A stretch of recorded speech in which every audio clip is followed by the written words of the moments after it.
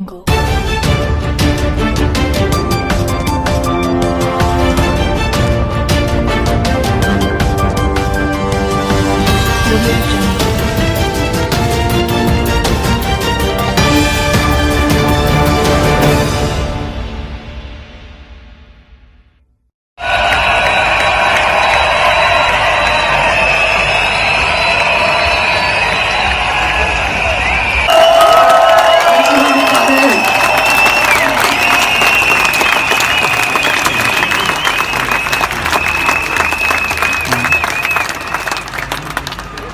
Back at home in the United States, the newspapers are saying that I came here today to speak to about 5,000 Nazis. And tomorrow, they're going to report that yes, I was here and that I spoke to maybe 3,000 to 5,000 Nazis. But I look at this crowd and I see the opposite of Nazism. I see people who love democracy, people who want open government, people who want leaders that are not going to lie to them, people who are not leaders who will not make up arbitrary rules and regulations to orchestrate obedience of the population. We want health officials who don't have financial entanglements with the pharmaceutical industry, who are working for us and not Big Pharma. We want officials who care about our children's health and not about pharmaceutical profits or government control. I look at this crowd, I see all the flags of Europe. I see people of every color. I see people from every nation, every religion, all caring about human dignity, about children's health, about political freedom. This is the opposite of Nazism.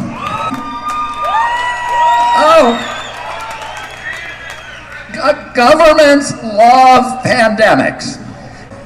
They love pandemics for the same reason they love war. Because it gives them the ability to impose controls on the population that the population would otherwise never accept. To create institutions and mechanisms for orchestrating and imposing obedience.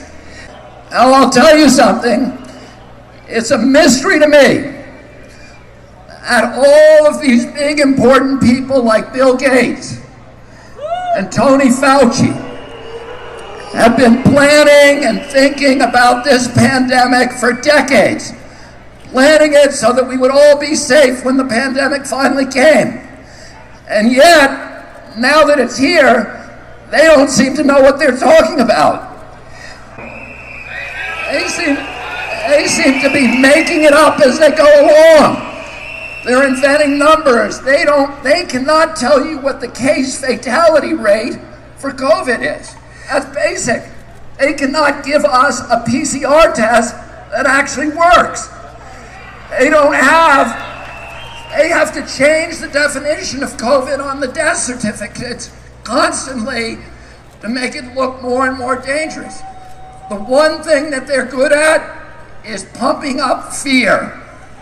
75 years ago, Hermann Goering testified at the Nuremberg trials. And he was asked, how did you make the German people go along with all this?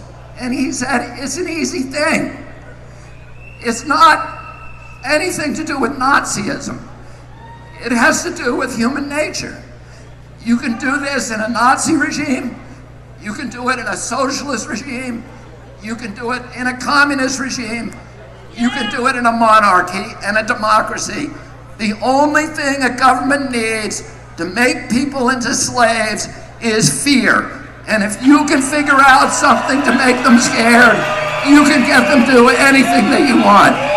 50 years ago, my uncle John Kennedy came to this city.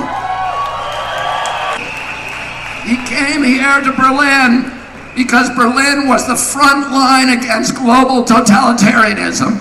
And today again, Berlin is the front line against global totalitarianism. When my uncle came here, he proudly said to the people of Germany, "Ich bin ein Berliner." Und hat stolz gesagt. And today, all of us who are here today can proudly say once again, "Ich bin ein Berliner," because you are the front line against totalitarianism. I'm going to say one more thing. They haven't done a very good job about protecting public health, but they've done a very good job at using the quarantine to bring 5G into all of our communities and to shift us all, to begin the process of shifting us all to a digital currency, which is the beginning of slavery. Because if they control your bank account, they control your behavior. And we all see these advertisements on television saying 5G is coming to your community. It's going to be a great thing for all of you. It's going to change your lives. It's going to make all of your lives so much better. And it's very convincing, I have to say. Because I look at those ads and I think, that's great. I can hardly wait till it gets here.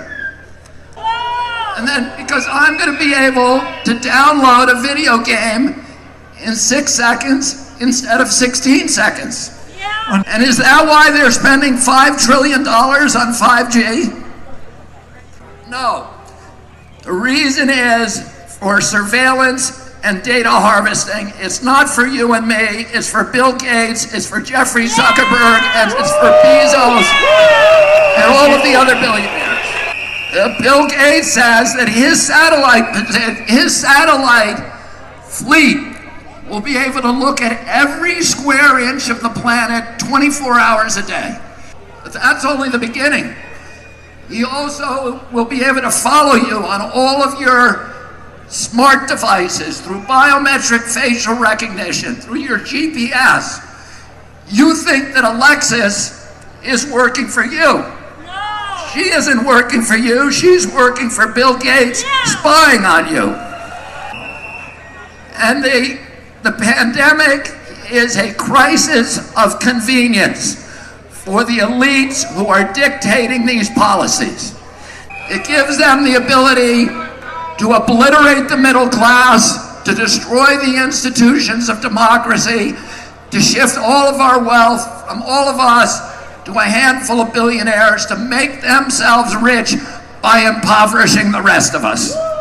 And the only thing between them and our children is this crowd that has come to Berlin. And we're telling them today, you are not going to take away our freedom, you are not going to poison our children.